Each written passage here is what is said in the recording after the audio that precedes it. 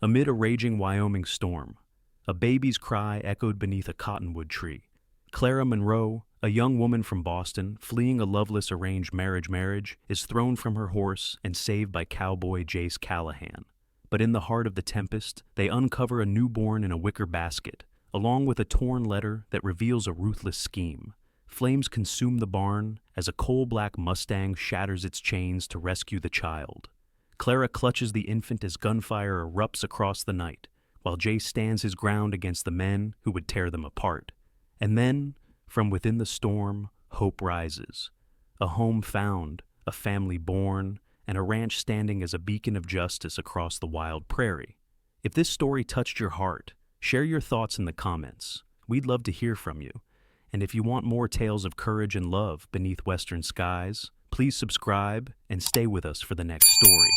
The prairie did not welcome strangers. It stretched endlessly, a restless ocean of grass under skies that seemed to hold no mercy.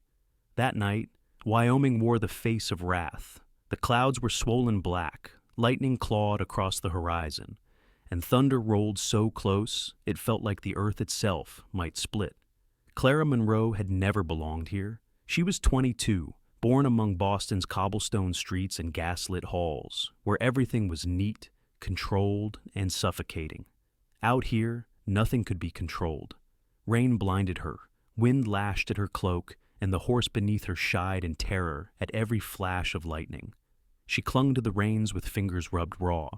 Her hair, chestnut touched with gold, clung in wet strands against her pale face. Green eyes wide, lips trembling with both cold and resolve, Clara was the image of a woman running not only from the storm, but from a life that had tried to chain her. Behind her still loomed Edmund Holloway, the man her family insisted she marry. He was polished, wealthy, and merciless. His promises were cages, his charm, a blade in silk wrapping. Clara had fled because she would rather risk death than surrender to him.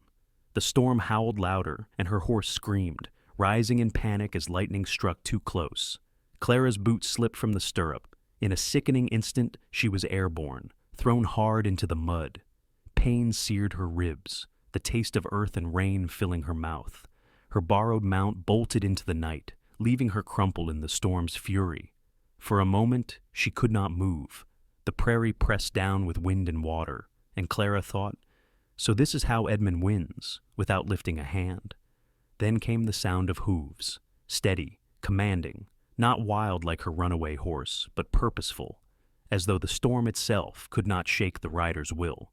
Through sheets of rain, a figure appeared, riding from the darkness as though carved from it. Jace Callahan. He was 35, tall and broad-shouldered, a man who wore silence as naturally as others wore coats. His face was rugged, marked by sun and years of hard labor, his jaw set beneath a shadow of stubble. A Stetson hat shielded his sharp blue eyes, rain streaking from the brim. His duster clung to him, heavy with water, yet he carried himself with the unyielding calm of someone who had lived long in storms harsher than this. Beneath him, the mustang's shadow, coal black, mane tangled and eyes alive with fire, moved with a grace both wild and sure. The horse's muscles rippled as he halted before Clara, the storm reflecting in his dark coat like a second sky. Jace swung down in one motion, boots sinking into mud. He knelt beside her, voice steady against the gale. "You'll die out here if you stay down." Clara forced herself upright, wincing, her soaked dress clinging to her small frame. She looked at him, this stranger of storm and earth, and for a moment her fear loosened. His hand was rough but careful as he helped her to her feet. And then, through the storm's roar, a sound rose, a cry, thin, piercing, impossible. Clara froze. Jace's eyes narrowed. The cry came again, not from the sky, but from the cottonwood tree crouched against the ridge, its twisted branches bowing under rain. Clara stumbled toward it, Jace close behind. There, half hidden in grass and storm debris, lay a wicker basket. Its weave was drenched, water pooling inside, and in it, swaddled in a sodden blanket, was a newborn child. Clara gasped, dropping to her knees. The baby's tiny fists flailed, face red with the desperate fight of life. She scooped it into her arms without thought, shielding it from the rain. Her heart thudded painfully, a surge of instinct overtaking her fear. Jace crouched beside her, disbelief flickering across his face. "Who leaves a child out here?" Clara shook her head, but her hand brushed something wedged beside the infant. A folded letter, torn, its ink bleeding from the storm. She pulled it free, pressing the damp paper against her chest to keep it intact. She opened it, eyes scanning the ruined words. Half the letter was unreadable, but at the bottom, blurred yet unmistakable, lay a signature. Edmund Holloway. Her breath caught sharp in her throat. Rain slid cold down her temples. It was impossible, yet undeniable. The name of the man she had fled was tied to this abandoned child. Jace saw her go pale. "What is it?" Clara's lips trembled. "It's him! Edmund. This letter, it bears his name." Lightning split the sky, thunder shaking the prairie like cannon fire. The infant wailed louder, as though sensing the weight of the storm around them. Jace reached out, lifting the child gently from Clara's arms. His large hands, scarred and calloused, held the newborn with a steadiness that belied the fury around them. He tucked the baby against his chest, protecting it beneath his coat. He looked at Clara, eyes sharp as steel. "If this is true," he said, his voice cutting through thunder, "then we're not just holding a baby. We're holding the spark of a war." The words seemed to silence even the storm. Clara stood rooted in the mud, heart hammering, the baby's cry echoing against her ears. Edmund's shadow had reached them, here in the wild heart of Wyoming, and nothing would ever be simple again. Jace cradles the baby, rain streaming down his face, and locks eyes with Clara. His grim warning, "We're holding the spark of a war," hangs in the storm as thunder explodes above them. Clara knows in that instant that Edmund's hand is already at play, and there will be no turning back. The night had not surrendered. Storm winds still scoured the prairie, though the worst of the fury had passed. Shadow's hooves pounded the sodden earth, carrying Jace, Clara, and the infant through darkness until the first dim glow of lanterns cut across the valley. Double Creek Ranch emerged like a fortress of weathered wood and iron. Its house stood plain but solid, its roof slick with rain, its fences rattling beneath the gale. Smoke lingered from the chimney, proof of a fire still alive. Jace guided Shadow through the gate, swung down, and reached for Clara. She slid from the saddle, her dress heavy with water, the child pressed to her chest. Inside, the air smelled of damp wool and fading ash. The hearth was nearly out, but Jace struck a match, coaxing flames until light surged across the room. Shadows danced on the walls, throwing every detail into sharp relief. For the first time since the storm, Clara could breathe. Yet exhaustion clung to her limbs, and the weight of the infant seemed to grow heavier by the minute. She lowered onto the braided rug by the hearth, rocking the child against her shoulder. Jace moved quickly, efficient as a soldier. He laid out blankets, fetched a kettle for water, stoked the fire. His silence pressed on the room, broken only by the hiss of logs catching flame. He had the air of a man long accustomed to tending his own wounds, yet uncertain with the fragility that now lay swaddled in Clara's arms.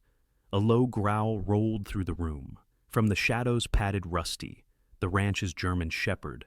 4 years old, broad-shouldered, his coat was a blend of sable and tan, his ears sharp and alert. His amber eyes fixed on Clara, then softened as his nose brushed the hem of her soaked dress. He was a guardian first, but a loyal one. "Rusty," Jace said quietly, "stand down." The dog obeyed, circling once before settling near the fire, head lifted in watchful silence. Clara's trembling hand reached to stroke his fur. The warmth beneath her palm steadied her. The baby whimpered. Clara froze, rocking harder. She had never once cared for a child. Her life until now had been piano lessons, embroidery, and conversations that felt like cages. Her hands fumbled, clumsy against the blanket. The child's cries sharpened, frantic. "Here," Jace muttered. He crouched, his big hands surprisingly careful as he adjusted the swaddle. His movements were stiff, awkward, but the baby quieted for a breath. Clara blinked in surprise. "You've done this before?" she asked. Jace shook his head. "Patched a calf once. Close enough?" The attempt was half gruff, half comic, and for the first time Clara almost smiled. But the child soon stirred again, its cries rising. Hunger. Clara's composure cracked. "He needs something. I don't know what to do." Jace rummaged through a cupboard until he found a forgotten tin of condensed milk. With rough improvisation, he warmed it by the fire, poured some, carefully, and showed Clara how to feed the infant with a rag-wrapped spoon. The cries softened into small, weary sighs. Clara's shoulders sagged. "He would have died out there," she whispered. Jace didn't answer. His gaze had shifted to the wicker basket left near the hearth. Something else was tucked between its folds, half hidden by cloth. He pulled it free, a bundle of papers, water-warped but still legible. Deeds, mortgages, titles of ranches from Willow Creek Valley, each stamped with official seals. Clara's blood ran cold. Why would these be with the child? Jace's face hardened, shadows carving deep into the lines of his jaw. Because Edmund Holloway isn't chasing love. He's chasing land. The words hit like a hammer. Clara's mind reeled. Edmund had courted her under the guise of respectability, her father's approval securing every step. Now she saw it for what it was, a scheme to devour not just her family's estate, but every ranch in the valley. The baby stirred, and Clara held him tighter, as though shielding him from the name that hung between them. Outside, the storm began to ease, leaving the ranch wrapped in silence too heavy to be trusted. Jace leaned against the window frame, eyes scanning the dark. He'll come for this, for the deeds, for the child, and he'll bring men. Clara's voice broke soft but sharp. "Then what do we do?" "We wait," Jace said. "And we're ready." Hours dragged, marked only by the crackle of fire and the baby's breathing. Clara, fighting exhaustion, laid the child in a makeshift cradle, an old drawer padded with blankets. Rusty remained near, ears twitching at every creak of the house. Jace tended the fire, his revolver never far from his hand. For a moment, Clara's eyes closed. The storm's memory lulled her towards sleep, until Rusty's growl shattered the stillness. It was not the restless sound of before. This was low, dangerous, a warning pulled from deep in his chest. Jace was on his feet in an instant. He strode to the window, curtain drawn back just as lightning seared the prairie. There, on the ridge beyond the corral, stood a lone rider, silhouetted against the brief blaze of light, unmoving, watching. The flash died, and the rider with it, swallowed by darkness. Clara's breath caught. "Did you see him?" "I saw." Jace's voice was iron. His hand dropped to the revolver at his side. "He knows we're here." The fire hissed. Outside, the wind shifted, carrying the creak of saddle leather, faint but undeniable. Rusty bristled, teeth bared, eyes fixed on the door. The baby whimpered in his cradle, as if sensing the danger pressing against the walls. Jace's gaze hardened. This storm isn't finished. It just changed its shape. Lightning fades, leaving only silence. The lone rider is gone, but his presence lingers like smoke. Jace grips his revolver, Rusty growls in the shadows, and Clara clutches. The child, realizing the war Edmund has set in motion, is already at their doorstep. The prairie dawn arrived muted and gray, as though the storm had leached all color from the land. Double Creek Ranch stood damp and silent, its fences sagging with rain, its roof dripping steady into the mud. Inside the house, the fire was reduced to embers. Clara Monroe sat in the rocking chair, her arms curled protectively around the child, as if her body alone could shield him from the shadow that had loomed outside their window. Her eyes burned from lack of sleep. Each time she closed them, she saw the lone rider, still, silent, watching. Edmund's reach stretched farther than she had imagined. Bootsteps creaked across the floorboards.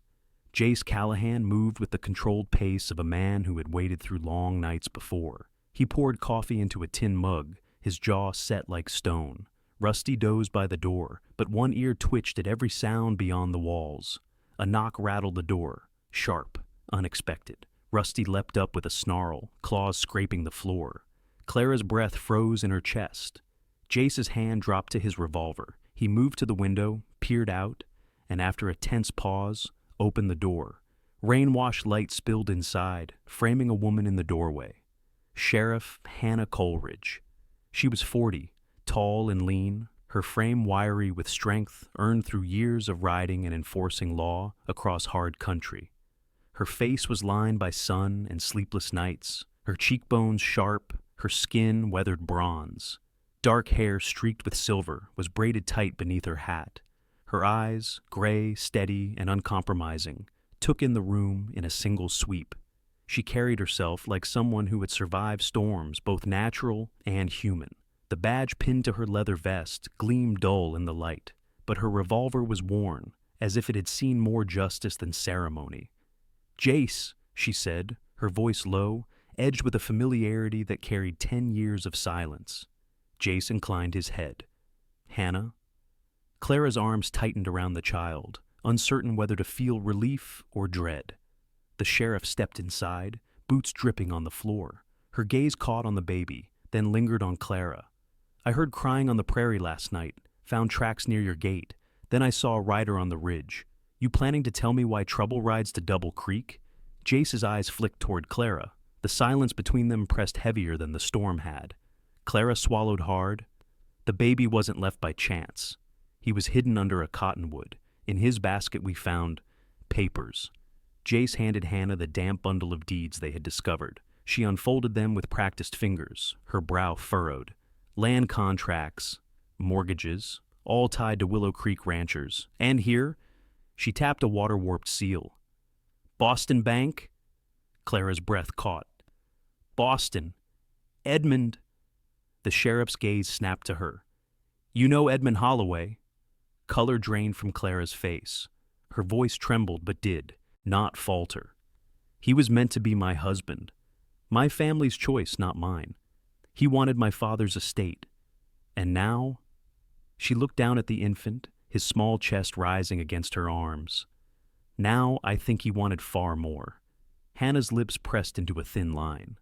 "That man's been busy buying silence in this town. Half the council owes him favors, and if these papers are right, he's been setting up a stranglehold. Your word alone won't hold in court." Clara's eyes burned. "Then what will?" Before Hannah could answer, Rusty barked, a sharp, urgent alarm. Smoke drifted through the open window, acrid and unmistakable.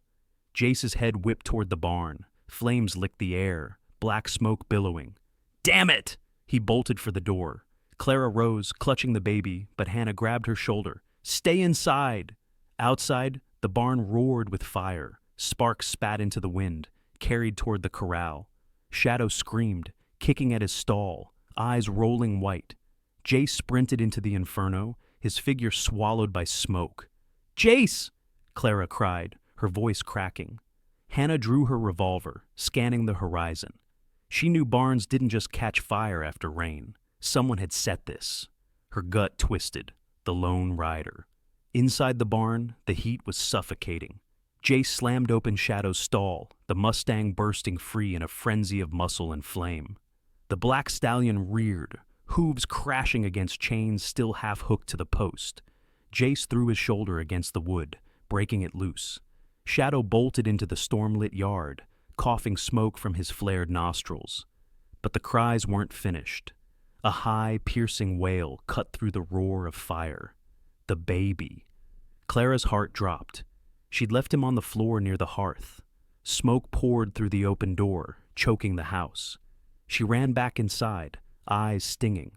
The cradle lay overturned, the infant on the floorboards, shrieking in terror. Clara scooped him up, coughing hard as smoke thickened. Rusty barked furiously, herding them toward the door. Hannah pushed them out, covering Clara with her coat as sparks rained down.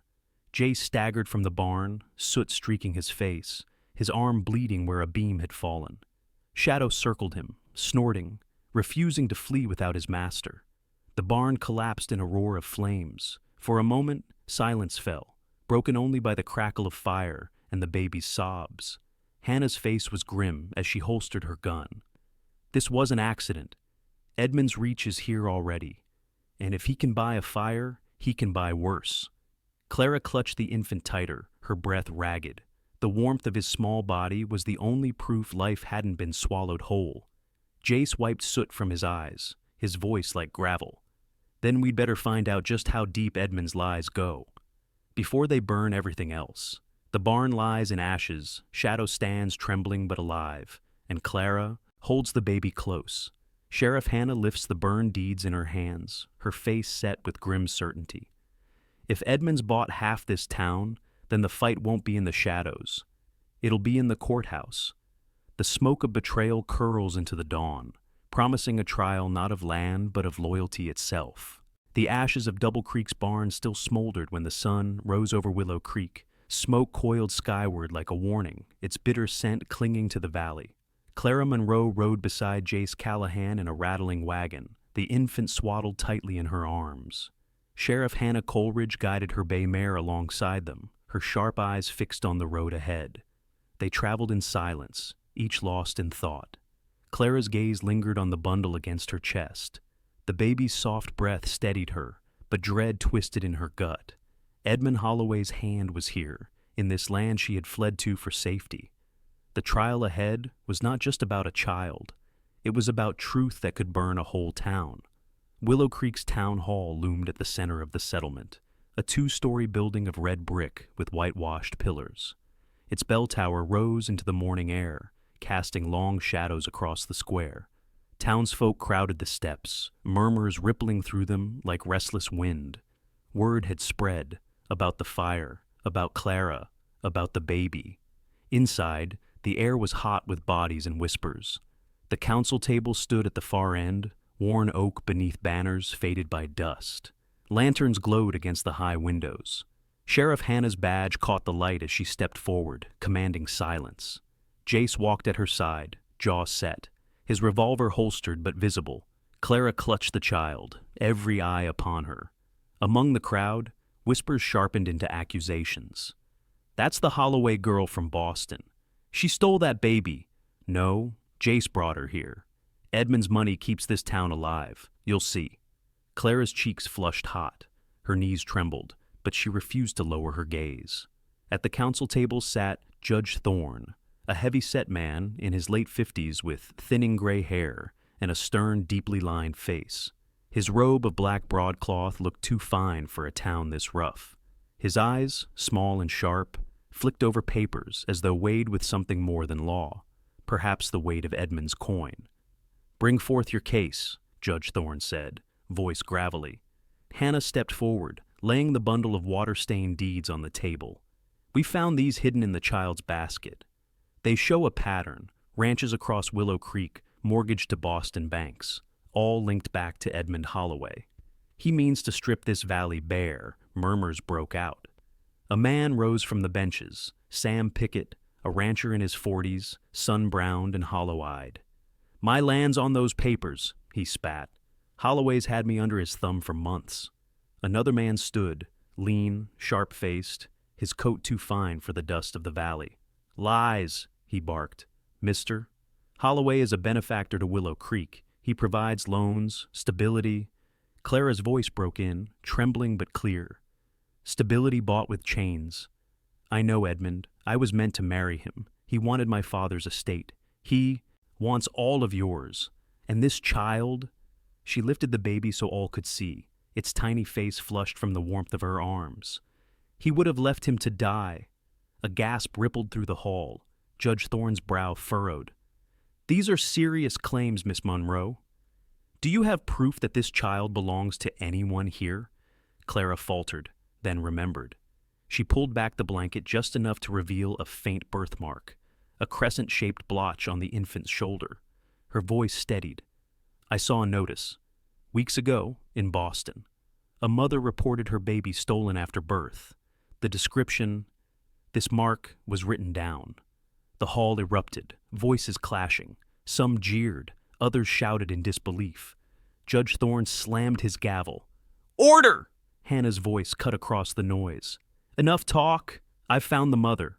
All turned as the doors creaked open. 2 deputies entered, flanking a woman with wrists bound in rope.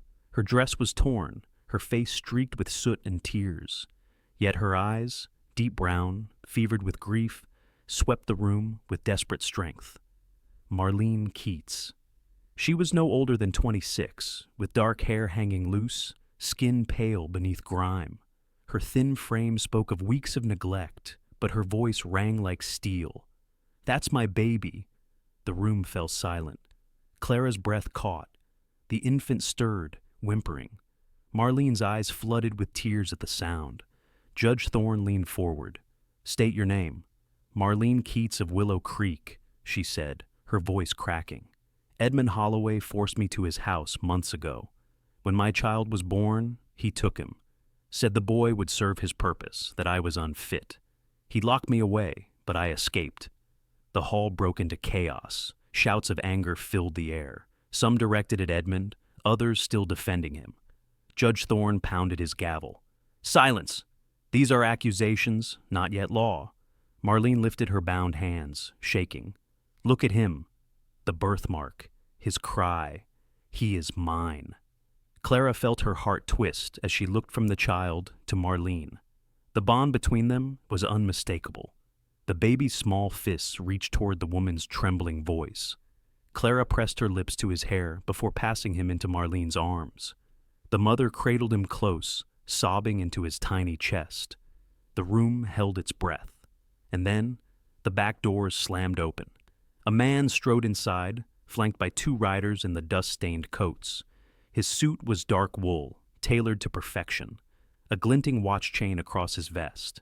His hair was slick, his smile sharp. Edmund Holloway. At last, he had stepped from shadow into light. "Such theater," Edmund drawled, his polished voice carrying easily. Accusations spun from desperation, waved about by a runaway girl and a disgraced sheriff. And now, parading a woman I was forced to shelter after her own scandal. His eyes flicked to Clara, amusement and menace entwined. "You've always had a flair for drama, Clara. But this farce ends now." Gasps rippled through the hall. Marlene clutched her child, backing away. Jace's hand hovered near his revolver, his jaw set tight. Hannah's eyes narrowed, her stance shifting to block Edmund's advance. Judge Thorne raised his gavel, but Edmund's gaze had already settled on the crowd, calm, confident, as though half the hall already belonged to him. Edmund Holloway stands in the heart of the town hall, the baby's true mother clutching her child only feet away. Clara and Jace braced for the storm, within walls that should have promised justice. And with a smile that chilled the room, Edmund whispered, "This trial belongs to me." The echoes of Edmund Holloway's voice still rang in Clara Monroe's ears as the wagon rolled out of Willow Creek. The town hall trial had ended not with verdict, but with venom, Edmund's smile twisting every truth into doubt. The townsfolk had left divided, some shaken by Marlene Keats's testimony, others cowed by Holloway's wealth. Now Clara sat in the back of the wagon, clutching the baby as dusk bled into the horizon. Marlene sat beside her, one arm wrapped around her son, her other hand trembling. Jace Callahan drove in silence, shoulders rigid beneath the fading light. Shadow trotted tethered to the rear, and Rusty padded alongside, ears pricked. Sheriff Hannah rode behind, her revolver glinting in the last red of the sun. The road home wound through a stretch of cottonwoods, their skeletal branches reaching like claws against the darkening sky. Clara's breath quickened. The silence was too deep, the wind too still. Then came the whistle, high, sharp, slicing the air. Gunfire erupted. A bullet splintered the wagon's side. Horses screamed. Rusty barked furiously, lunging at the shadows. From both sides of the road, riders emerged, faces hidden beneath bandanas, rifles gleaming. Edmund's hired guns. "Down!" Jace shouted. He snapped the reins, forcing the team forward. Bullets hissed past, striking wood and earth. Hannah's pistol roared in reply, her bay mare rearing as she fired clean, controlled shots. One outlaw toppled from his saddle into the dirt.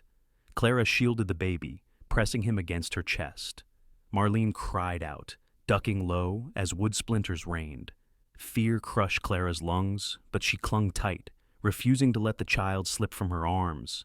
Jace's jaw clenched. He drew his revolver with one hand, steering with the other. The wagon lurched hard, wheels carving deep into the mud. Shadow screamed behind them, straining against his tether until the rope snapped. Free, the Mustang bolted forward, hooves pounding like thunder, as if ready to charge the gunman himself. Rusty darted beneath the wagon, teeth bared, tearing at a rider's boot as he leaned in too close. The outlaw cursed, firing wildly into the air before Rusty dragged him from the saddle, still more pressed in. A tall gunman led them, riding a chestnut stallion, his eyes hard and glinting above his bandana. His name was Clyde Mercer, Edmund's most feared enforcer, 38, broad as a doorframe, with scars scoring his cheek and a voice like gravel. He had once worked as a bounty hunter, but money bent his loyalty. Cold and methodical, he raised his rifle with deadly calm. The shot cracked. The wagon's wheels shattered. The whole cart lurched sideways, spilling Marlene to the ground with a cry. Clara nearly toppled with her, clutching the baby as Jace wrestled the reins.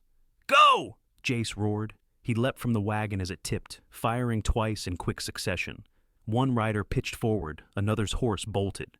Hannah, dismounted, rolling into cover behind a fallen log, her pistol spitting sparks into the night. Clyde Mercer advanced slowly, unhurried, his rifle steady.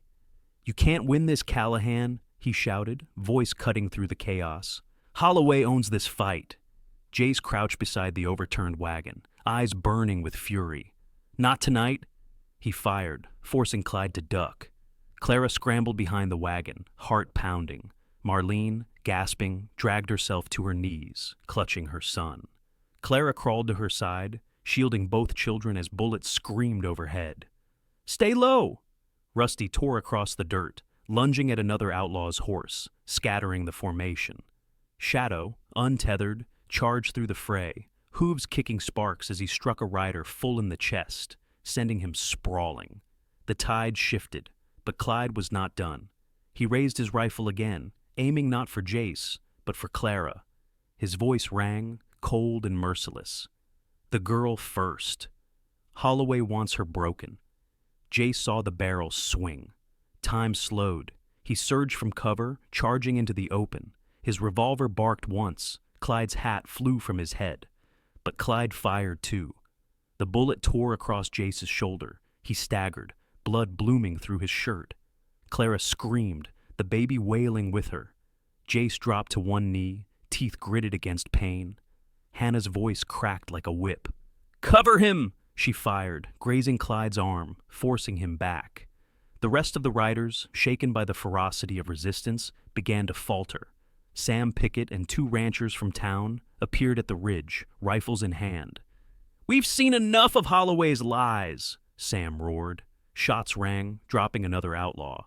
The rest broke, spurring their horses into the trees, vanishing into night's cover. Clyde Mercer sat his stallion at the ridge, clutching his bleeding arm. His glare burned through the dark. "This isn't over," he snarled. "Holloway's debt won't die with you." He wheeled his horse and vanished into shadow. Silence fell, broken only by the hiss of wind through cottonwoods. The wagon lay broken, the road littered with shell casings and dust. Clara knelt beside Jace, her hands trembling as she pressed cloth to his wound. His breath came ragged, but his eyes held steady, blue steel in the firelight of battle. "You're bleeding," she whispered. "I've bled worse," Jace muttered, forcing a wry smile. "Still breathing?" Behind them, Marlene clutched her son, tears streaking her soot-stained face. Hannah holstered her revolver, scanning the dark horizon. Sam Pickett and the ranchers approached, grim-faced but resolute. One of them, a wiry man with white stubble, spat into the dirt. "Holloway's finished. Men like Mercer can't scare us off anymore." But Jace shook his head, his voice hoarse but firm. "You don't understand." Mercer wasn't bluffing. Holloway's broke. He wants the baby as collateral. And if he's desperate enough to send killers into the night, he's desperate enough to burn this whole valley. The firelight flickered in Clara's eyes as she looked down at the infant, his small hand clutching her sleeve. A chill swept through her heart. The war had only just begun. The gunfire faded into silence, leaving only the hiss of wind through the cottonwoods. Clyde Mercer had vanished into the dark, but Edmund's riders lay scattered, their threat broken. Bound in rope and dragged to the wagon's side, Edmund Holloway himself was forced to his knees, his fine coat streaked with dust and blood. Yet even as the irons clicked around his wrists, his smile never faltered. He leaned close enough for Clara and Jace to hear, his voice smooth and venomous. "You think you've won? I was never the power you should fear. My debt is nothing, because the man who truly owns Willow Creek still waits in Boston. And when he comes, this valley will burn. Morning crept gently over Willow Creek, pale light seeping across the ridges and valleys scarred by smoke. The barn at Double Creek was nothing but blackened beams. Its roof collapsed into ash. The smell of charred wood lingered in the air. Yet the house stood firm, and in its windows the glow of firelight pulsed like a heartbeat refusing to stop. Inside, Clara Monroe rocked softly near the hearth. Her eyes were rimmed with fatigue, but her arms held steady around the baby, whose soft breath anchored her to life. Beside her sat Marlene Keats, her dark hair loose over her shoulders, her face thin from weeks of suffering, but glowing with fragile peace. She cradled the infant against her breast and whispered his name for the first time aloud. Hope. Clara let the sound of it fill her chest. Hope Keats. Not just a name, but a declaration that the storm had not won. She brushed a fingertip across the child's tiny fist, and for the first time since leaving Boston, she felt that her flight had carried her somewhere worth belonging to. In the doorway stood Jace Callahan, his frame filling the space like a sentinel. His shoulder was still bound from the gunfight, but he bore the wound without complaint. Blue eyes watched Clara and Marlene, and though his expression was the same stone-carved calm it always was, something unspoken stirred beneath it. Rusty lay at his boots, muzzle resting on his paws, and outside, Shadow's black coat gleamed with dew as he grazed in the pale dawn. Sheriff Hannah Coleridge entered quietly. She had spent the night carrying Edmund Holloway into custody, her braid now loose against her shoulders. She laid her hat on the table and stood in the warm light of the fire, her gray eyes tired but sharp. "He's locked up," she said simply. "Edmund's debts, his lies, they'll be carried east with him." But he wasn't bluffing about everything. He had a backer in Boston, wealth bigger than his own, and that man won't let this end quietly. Clara's breath caught, and Marlene tightened her grip on Hope. Jace's jaw hardened. Hannah's tone softened, though it lost none of its weight. But for now, Edmund's behind iron. That counts for something.